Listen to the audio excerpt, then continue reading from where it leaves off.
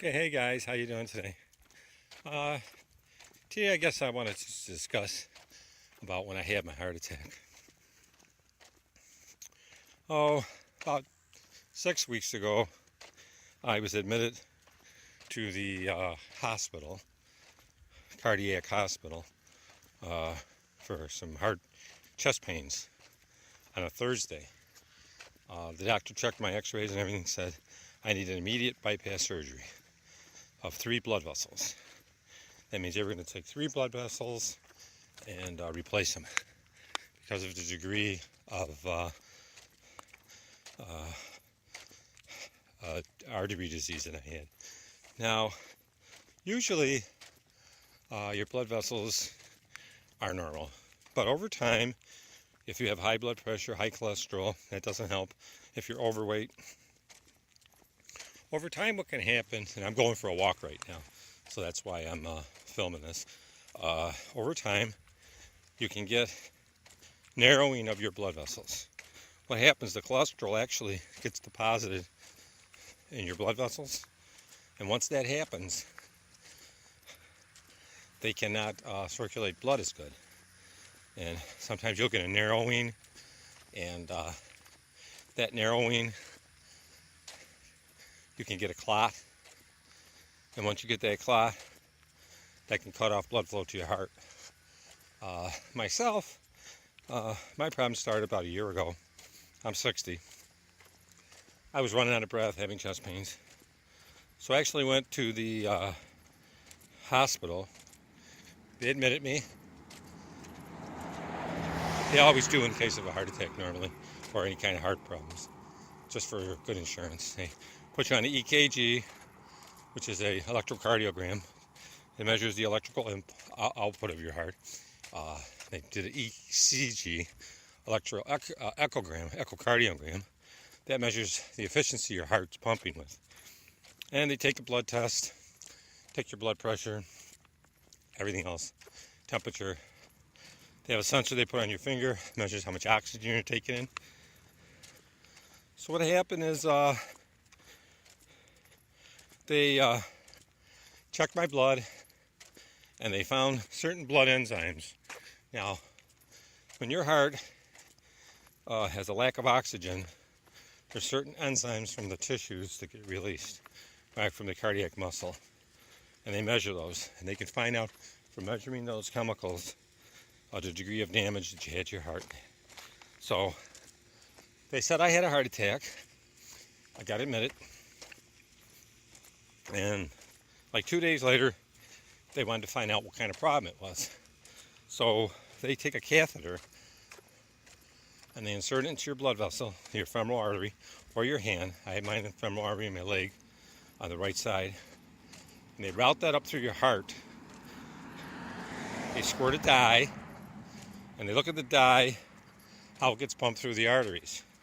And then they can determine where the blockage is. In my case, I had 2 70-degree, not blockages, but they were narrowed.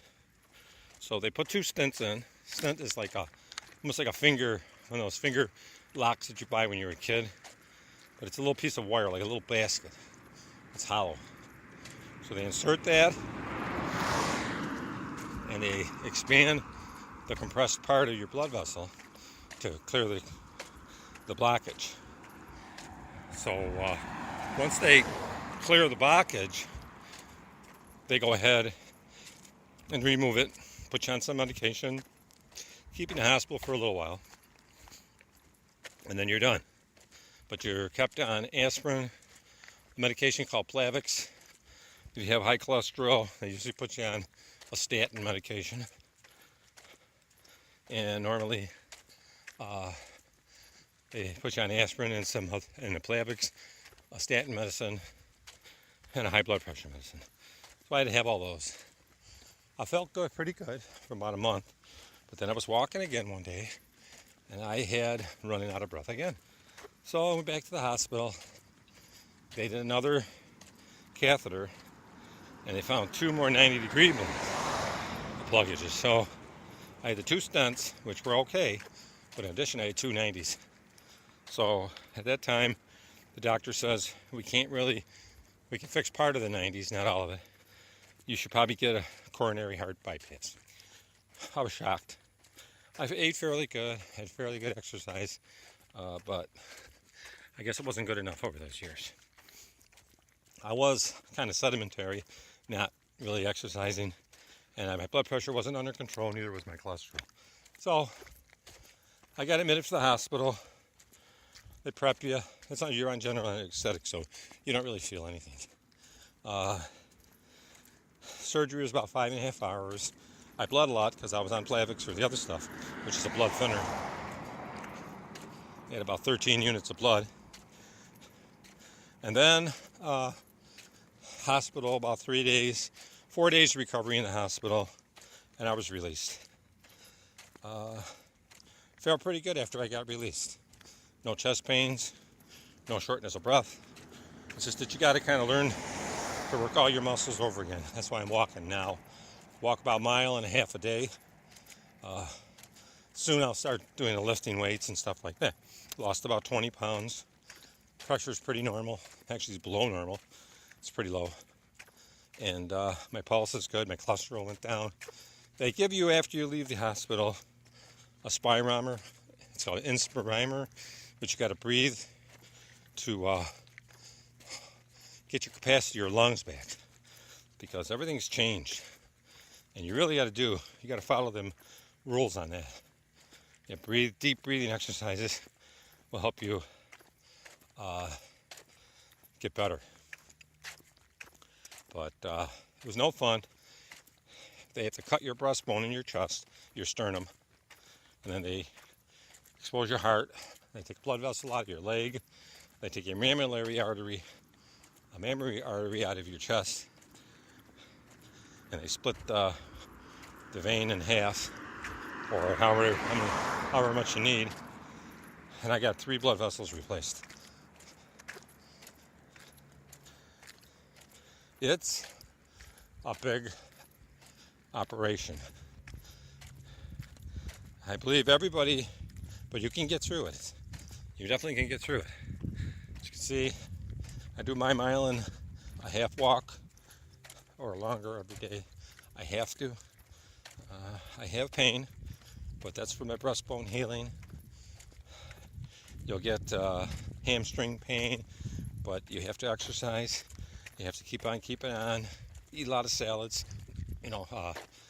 Salads, lean chicken, fish. Nuts are okay. Like I say, to prevent any complications, you really have to do the breathing exercises. And this is kind of 6 weeks after my operation. I wanted to bring this up, guys. And if you're having chest pain, if you get tired when you're doing things, go to a doctor. Get a stress test. That's the number one thing that'll determine it. Then after that, if you can't handle on the stress test, if you run out of breath, they're going to do an angiogram. That's what it's called. They stick the catheter and check your blood vessels. And then you can find out what's wrong. But I would definitely do that, and it'll probably help save your life. But thanks a lot for tuning in my walking by Florida video, which I'm just walking.